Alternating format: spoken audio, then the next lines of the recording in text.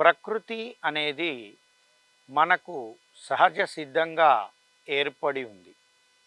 ప్రతి వ్యక్తి తన చుట్టూ ఉన్న ప్రకృతిని గమనించి, ప్రకృతి నుంచి నేర్చుకొని, తనకు ఉన్న ప్రకృతిని గనక గమనించి, తాను ముందుకు ప్రయాణం చేసినట్టయితే, తప్పకుండా తాను అన్ని విధాలుగా విజయాలను సాధిస్తాడు.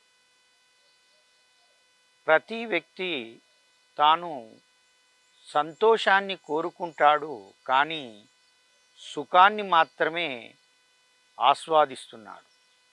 సుఖాన్ని ఆస్వాదించేవానికి సంతోషం ఎప్పటికీ దక్కదు. సంతోషానికి మించినది ఆనందం.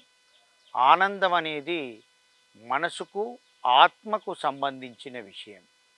ఎప్పుడైతే ప్రతి వ్యక్తి తన ఆత్మ అవలోకనం చేసుకుంటాడో అప్పుడే తాను ఆనందాన్ని అనుభవిస్తాడు.